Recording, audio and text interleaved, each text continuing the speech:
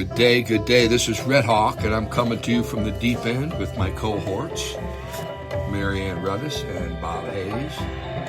You know, there's a piece that I want to go back to over and over. I want to address this aspect of life that is very difficult to define, and yet it might be what defines happiness, what defines health. It's called joy. Now, this is our third podcast on joy. You can go to episodes 21 and 263 if you want to hear some other stuff, and we'll probably repeat some of that and reiterate it, because you know what? Joy is worth revisiting because we want it to revisit us. Joy. Joy. And today I have two things I want to say to you, a question and an imperative. The question is, what brings you joy? Seriously, think about it. And the second is, my friends, we are hardwired for joy. It's built in to the human system.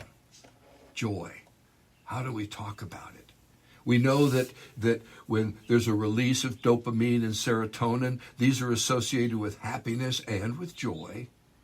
We see that as difficult as joy is to define, there are three elements. There's the positive emotion, there's an engagement piece, and there's a meaning piece. Because joy, we're going to learn over and over, is really a community event. We need other people. We need another piece for us to participate. Other words for joy, or a definition, is just connection. And that's basically how I see it. Other words are bliss, ecstasy, elation, glee. And to me, joy, when I think about it poetically, it's almost like in that moment of joy, you're punching a hole in the universe and it floods in and fills you up. And the connection is visceral. And we've learned that joy has certain benefits. It contributes fully and completely to well-being, to our physical health, to our social connection, to our productivity and creativity, our attractiveness. I mean, basically, we're talking about more smiles. You know, it's very difficult for me to go shopping and see a little baby in a shopping cart and not make a face or smile, trying to get some response back. And when I get a response back, oh my gosh, it's a little kernel of joy that just punches a hole in the universe, over and over. Joy also creates an upward spiral. It's a looking up, an alleluia, a praise the Lord, Allah Akbar. You know, it's even been said that, you know, happiness is a cognitive event. But joy is not. And joy may be the secret to happiness. And sometimes I like to think of my life with these moments of joy like a rock skipping over a still pond. Just all these pieces of joy. And I like that. I like that whole concept of I just got a call. I had to put it where it belonged. Sorry about that, my friends. So I want us to see that this joy piece, it may be exactly what makes us human. And so I want to just take a moment to create an understanding that, for me at least, joy is a dance. It's a dance.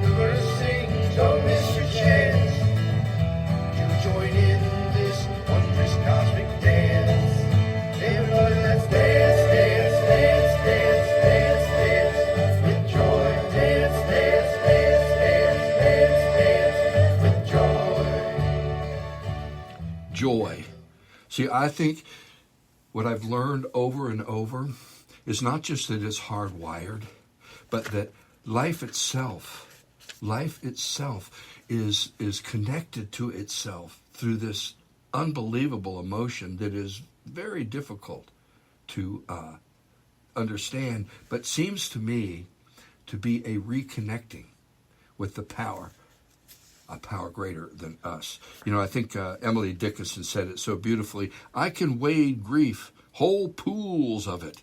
I'm used to that. But the least push of joy breaks up my feet, and I tip drunken. I tip drunken. I love that. I love that whole concept of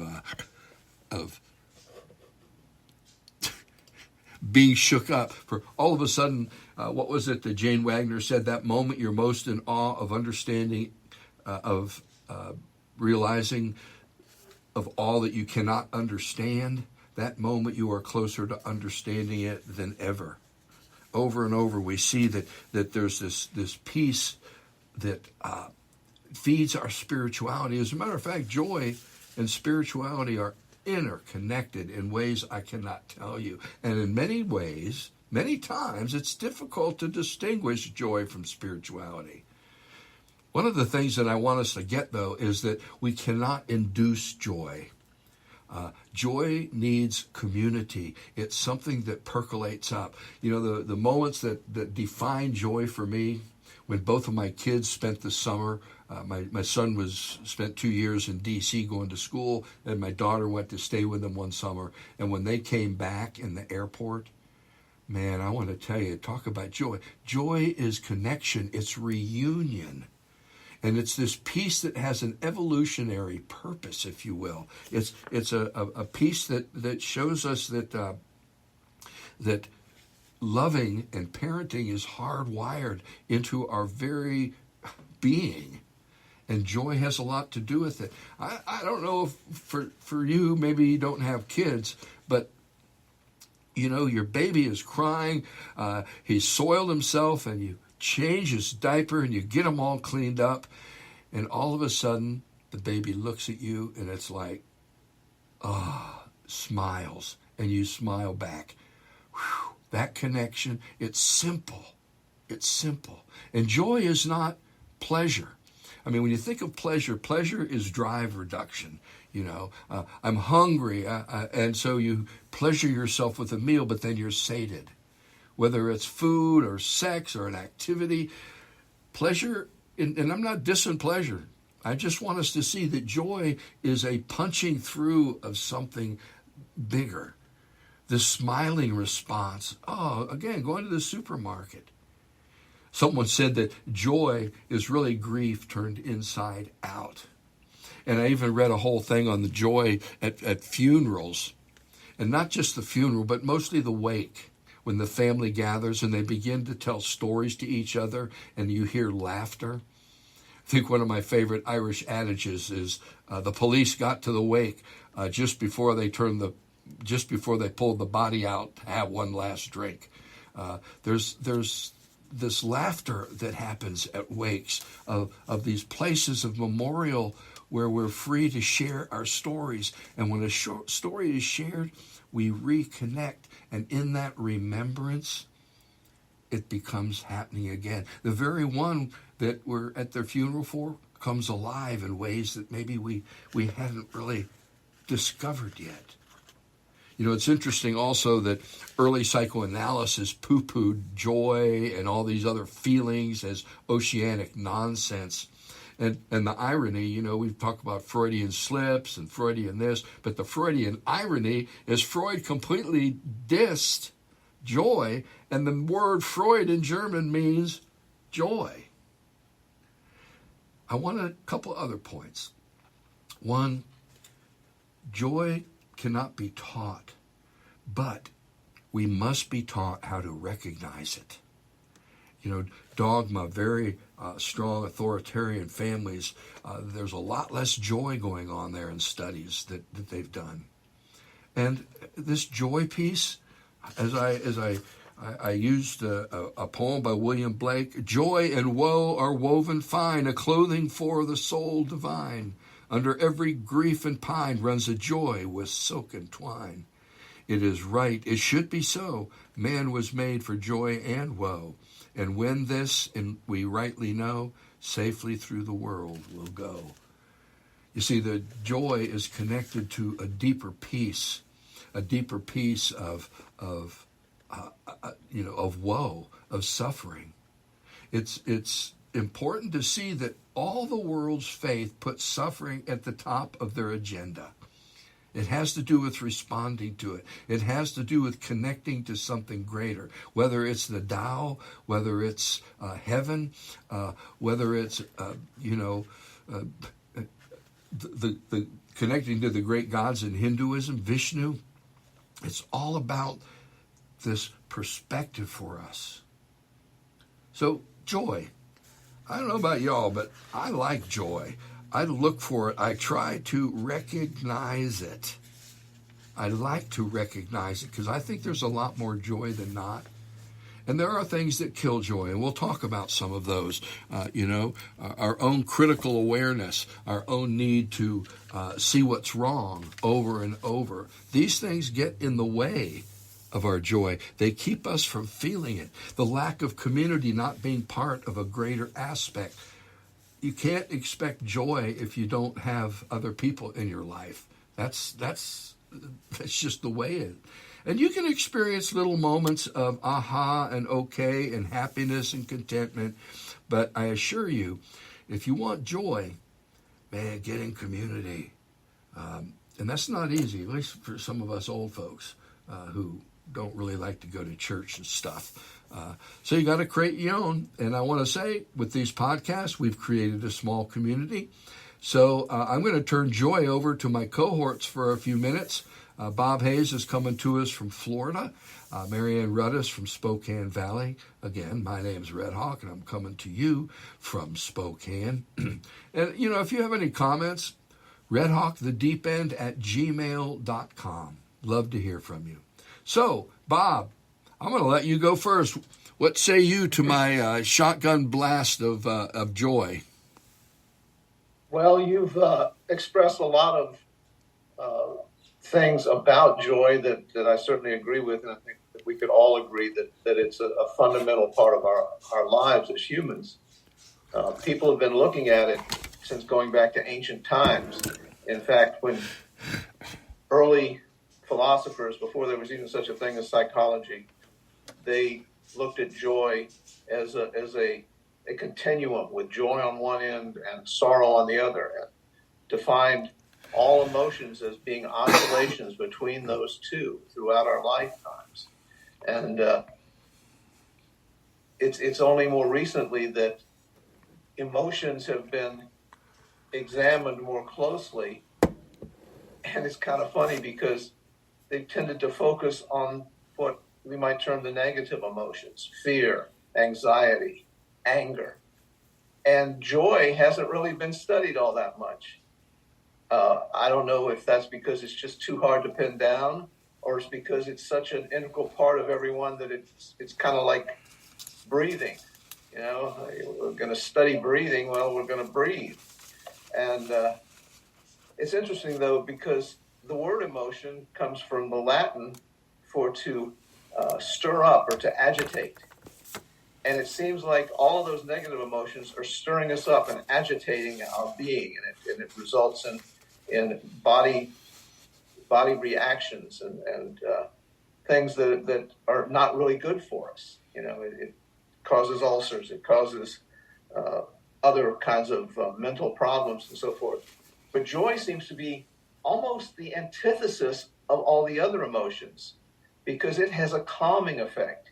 It has a soothing effect that almost takes us out of the realm of emotions and into something totally different that I don't have a word for. I don't know that anybody else has a word for it other than joy. So it's a very fascinating topic because it's so all-encompassing. It's so ubiquitous. It's so much a part of all of us, but it's so little understood, at least intellectually. And maybe that makes it even more exciting. Well, it definitely puts us a little deeper in the mystery, which is what the deep end's all about. Mary Ann?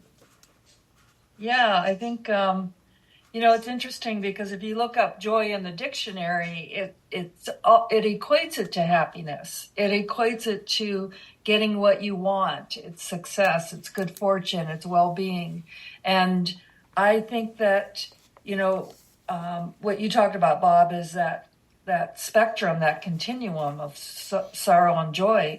I think that's more in line with what it is and we do go back and forth because joy lives with sorrow. It's there alongside of it, where happiness is the absence of sorrow. And so there's that difference there. And, I think you can find joy alone, but I think I can remember sitting by the river and watching the sun play on the water and be just completely opened up to these joyful feelings. Yeah. And maybe that's because there's another kind of connection going on. Yeah. But there's also this, I was telling you earlier, I just did this retreat this weekend, and it was, people talking about some really, really difficult things. And at the end of it, we all came together and there was this connection and joyfulness at the end of this hard weekend that was just incredible. And it's like nothing I have ever experienced. And I've done a lot of these groups, but it was just this idea that yes, life can be hard and there's suffering, but there's also this beauty, this wonder, and that was joy. And it connects all of us together. And I think you make a really good point when, the connection doesn't have to be human. It's relational. And I think that's an important piece to acknowledge. I cut you off, Mary Ann. I didn't mean to. Oh, that's okay. That's okay. Because sometimes community can kill joy, but right? So yeah. You can. Let me swing back to something I was saying, how joy is a calming and thing. Another word that occurred to me after what you just said is it's a cleansing feeling. In your experience, if I'm interpreting it correctly, all of these hard, difficult topics and feelings that were being shared throughout this, and you came to the end of it, and with that feeling of joy, it kind of not got rid of them, but cleaned them a little bit, smoothed them out, put them in a little calmer place within yours and the other participants' mental states and being. And I think that is really the power of joy, is to take us through all of these difficult places in life and put an overlay on them that says, hey, they're just little pieces. They're not the big things that you should be clinging to. This is what you should be clinging to. This is what the feeling that you're looking for. This is the feeling that's going to lead you forward. And now you've put your finger close to why. What's the evolutionary purpose? I want to read just a short piece from George Valent's Spiritual Evolution, which he does. He ran the Department of Adult Development at Harvard for over 35 years, and the book is about the positive emotions. He said, joy is all about connection with others. Happiness is all about drive reduction for the self. Happiness allows us to run from pain, while joy, as William Blake alerts us, allows us to acknowledge suffering. Indeed, sometimes joy can let I can't even see this here.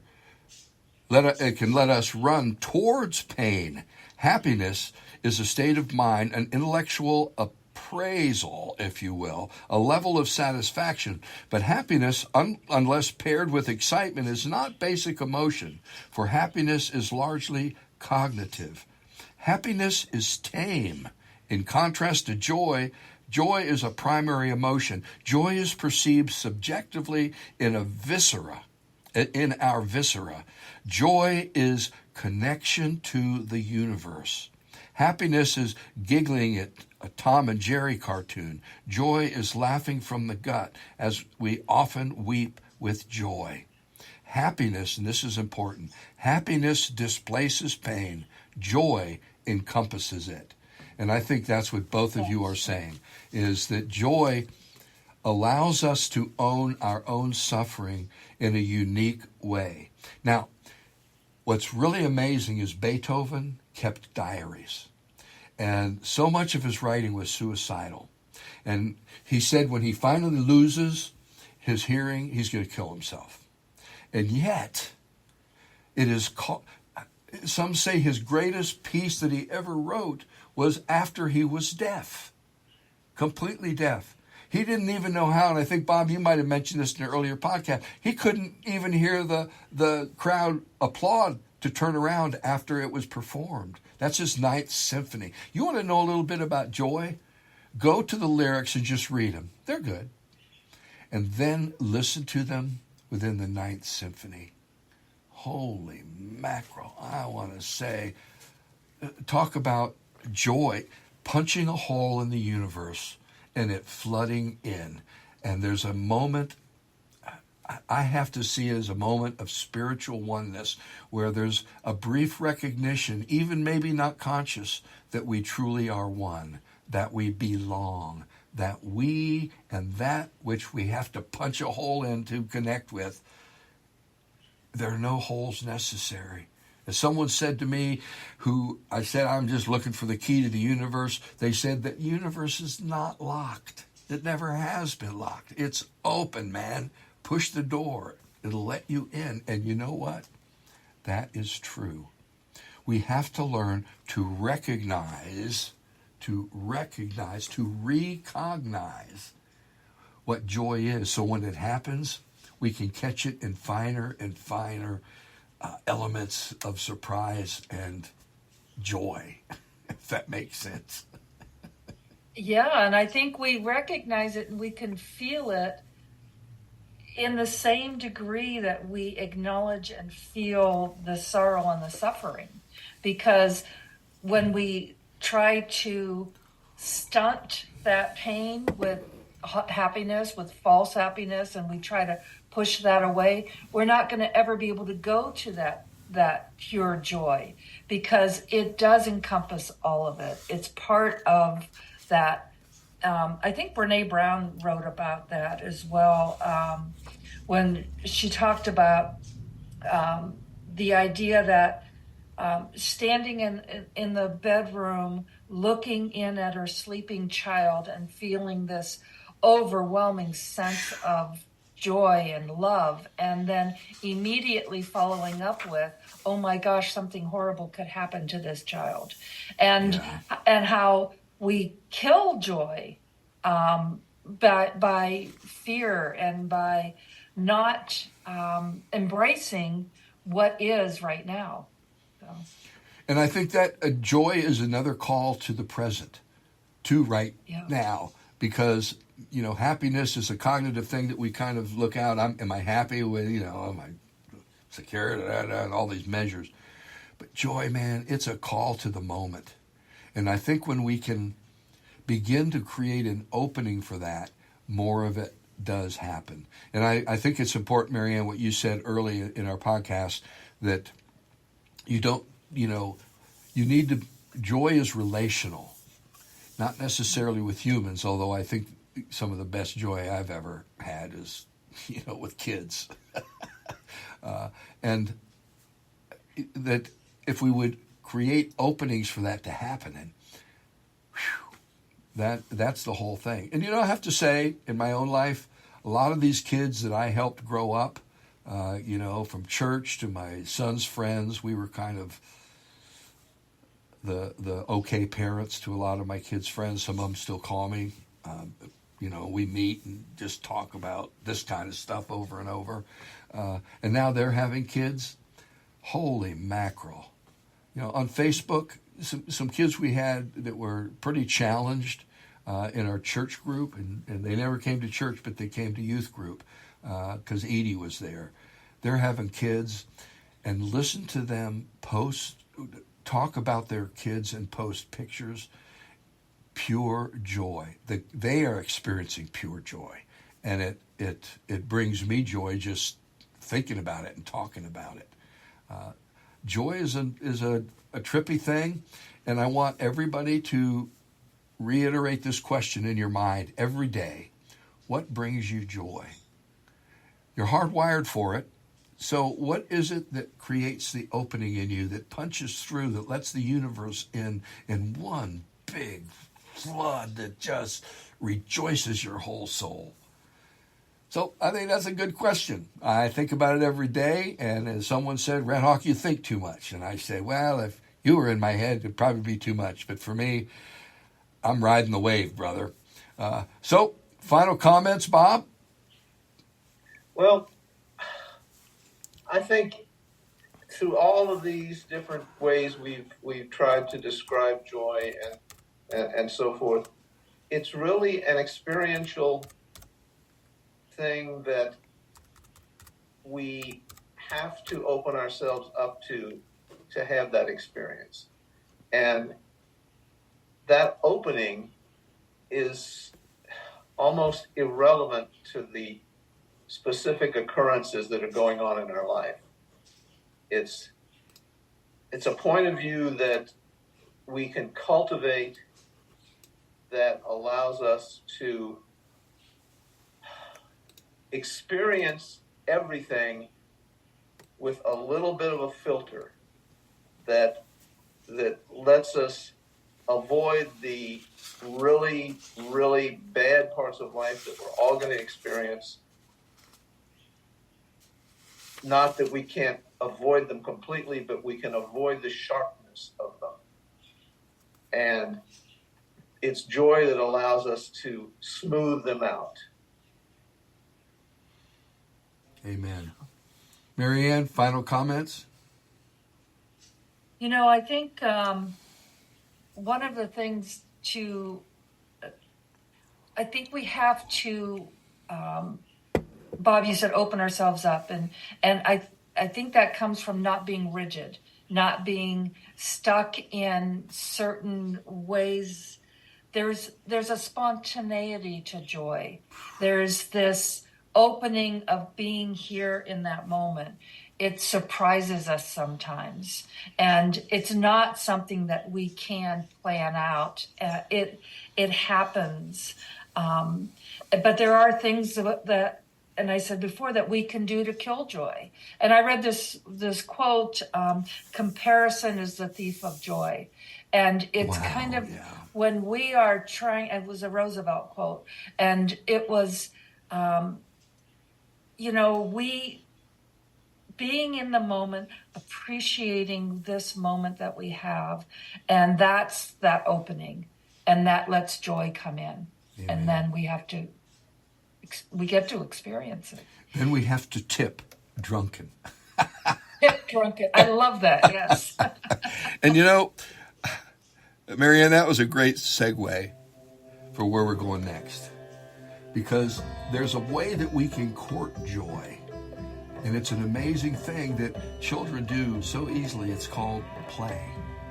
Play is a way where we can tolerate risk, where we can create possibilities, where we can test our own stature, if you will, our own sense of whatever it is we are, our talents, our skills. It's a place where, whether it's chess or whether it's football or whether it's Legos, all of these things, I spent hours with my grandson. We didn't have Hot Wheels when I was young, and they have Hot Wheels, and now I found they have tracks, and we have tracks running all over the house. And you can buy boosters, so once it comes downstairs and it goes around, it hits a booster and it shoots the thing, so it goes all the way to the basement. I'm telling you, we're talking play. It creates possibilities. It creates tests of oneself. It creates a curiosity of tomorrow. Play. So next week we're going to play. We hope you have a great week, and I hope you all have a joyful week in all that you do and all that you are. Blessings.